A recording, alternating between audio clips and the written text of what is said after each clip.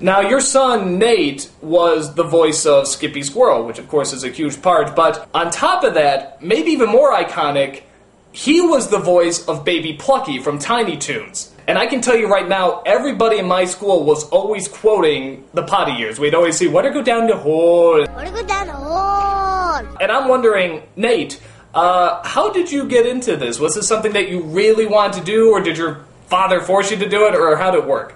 I came to the voice of Baby Plucky because of my youngest brother, Cody. Cody was 2 or 3 at the time, and he was the inspiration for Baby Plucky. Everything we remember Baby Plucky for, like taking everything he could find and flushing it down the toilet, getting into an elevator and pushing all the buttons. Elevator go down the hole. My youngest brother, Cody, did that. And my dad probably thought that was good television, was writing that up. Yeah, but those were cartoons and this is real life. Don't tell him. He might crack. I was the lead in our first grade production of You're a Good Man, Charlie Brown. So my 7-year-old brain registered that as, oh, I'm going to be a huge actor someday. And I just begged my parents to take me to like every type of like audition for movies and theater, and some reason they encouraged me. I had to get him out of the city, away from all those bad influences. You mean like peace and love? Exactly. So at that point, I think it was a no-brainer for my dad to ask me to do kind of an impression of my younger brother Cody as the voice of Baby Plucky. And so that's pretty much how I got my first job in show business, by making fun of my baby brother on national television. I knew that I could get my kids to perform it the way I needed it to be. So it's a kind of almost a control thing that my prob. He knows me better than anyone, pretty much. And so very often for a lot of the Skippy episodes, if he didn't write it, he was very involved with the writing. So the dialogue always came out that Skippy's character in his dialogue would fit me like a glove, so it was very easy. It was never strange, but it did get embarrassing, as anyone's father can be. But in these cases, there'd be times, the ones I remember, where I was supposed to give a laugh, and it wasn't as big a laugh as they needed, and so my dad would slowly sneak into the recording booth and start tickling me. And there I was, like, giggling like an idiot with my dad tickling me in front of this room filled with Hollywood professionals.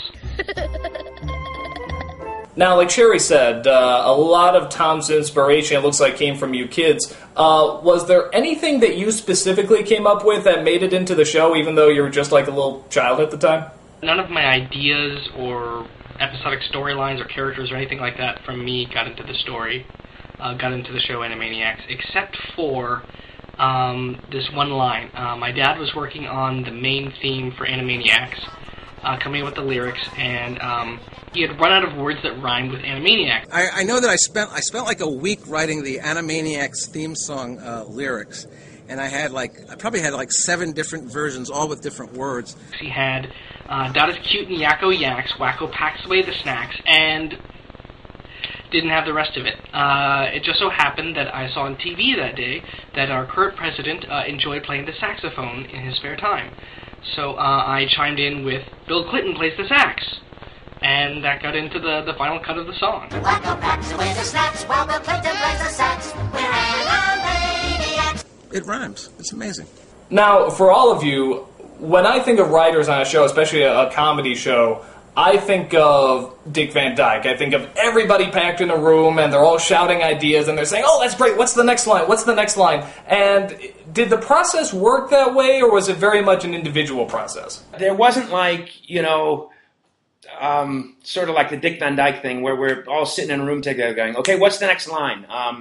We would all go away and, sort of struggle over the scripts.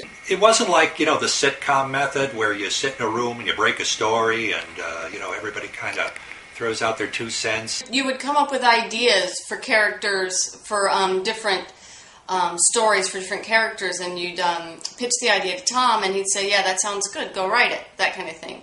I do remember that Paul Rugg wrote a lot of the Warner Brothers cartoons because he was especially good at that. Paul, God bless him, he's one of the funniest people on earth and one of the most talented writers on earth. But boy, when he's into a script and he's struggling with it, when it's not going perfectly, it's like you can just see the pain. I remember I was having problems with an episode called Hearts of Twilight. It was a parody of Hearts of Darkness. Sometimes you get yourselves into a big problem because you're like, boy, wouldn't it be funny if the Warners had to go up studio in a golf cart and sort of stop a director who was spending millions of dollars, and that director would be, Mr. Director, sort of Jerry Lewis and stuff. And I was like, oh, that's a great idea. Let's.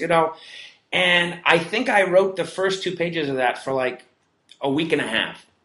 And finally I was like, I didn't know what to do. So I went into Tom's office and I said, Tom, I just don't get it. I think I should work on something else. And I remember the only time Tom ever got mad at me, he said, no, this is too expensive. You need to finish it. So I went back in my room and cried a little bit, and then I sort of figured it out. So you were satirizing a documentary about a person slowly going crazy while making a movie about a person slowly going crazy, and you yourself were slowly going crazy. That made me cry, but, it was fun. I'm over it now. It happened because Paul Rugg was writing in that room for like 3 weeks, and his brain was bleeding, and it finally came out. Kyle! How'd you with the going? You were there, but here now. From the look of things, it seemed like there was a lot of freedom, and I know it's a cliche to be like, they don't make them like in the old days, but it almost does sort of seem like that. And I guess what I'm wondering is, was Animaniacs just one of those rare experiences where everything just seemed to go right and everything clicked, or are these experiences really like a dime a dozen?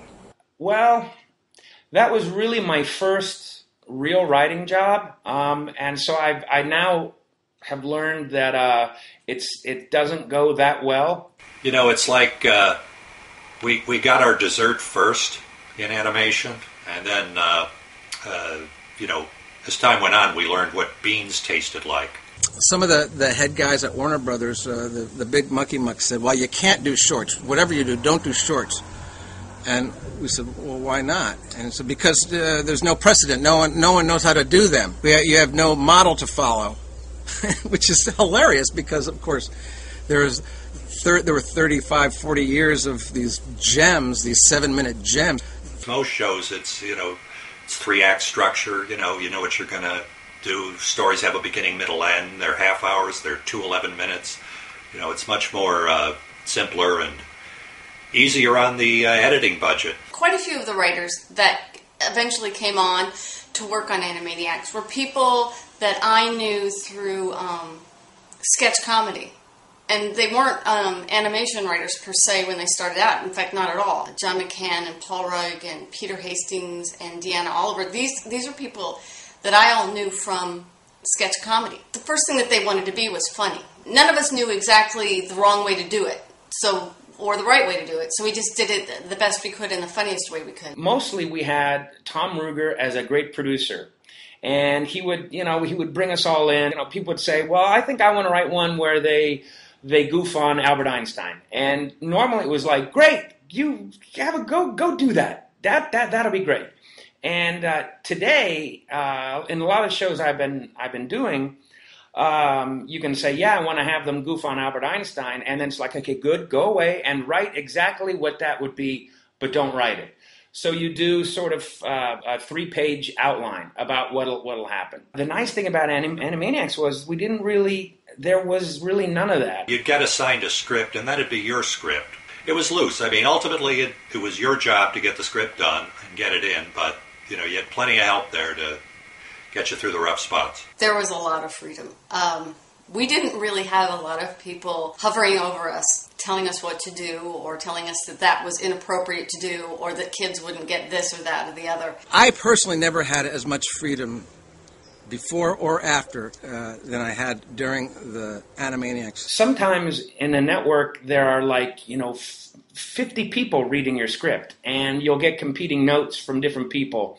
And we didn't really have that. It went to Tom Ruegger, go off to Steven Spielberg, and that was it. We were very, very lucky in that regard. I mean, it's certainly changed now. This was at the dawn of the imitatable behavior thing. So, they were afraid that any behavior with a common household object that children could imitate would, in turn lead them to do that and then, trigger a lawsuit. It's certain educational elements that have to be involved when you're dealing with certain hours of the day for television and all of that stuff that I still don't understand. There was a scene in Dracula where it was something about turning into a bat. Wacko pulls out an actual bat and hits the vampire.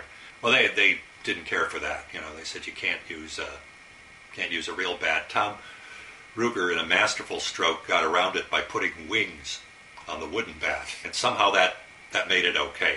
So a bat with bat wings was okay, but a bat without bat wings was corrupting the youth of America. All I gotta say is that I'm glad most houses don't have anvils and mallets lying around. Right. Dynamite, except for certain areas of the Southwest. We're safe there. If we got any sort of inkling that somebody wanted us to be more educational or have more of a theme, then we would mock that, like with the Wheel of Morality, that sort of thing. Wheel of Morality, turn, turn, turn. Tell us the lesson that we should learn. Moral number 2. And the moral of today's story is...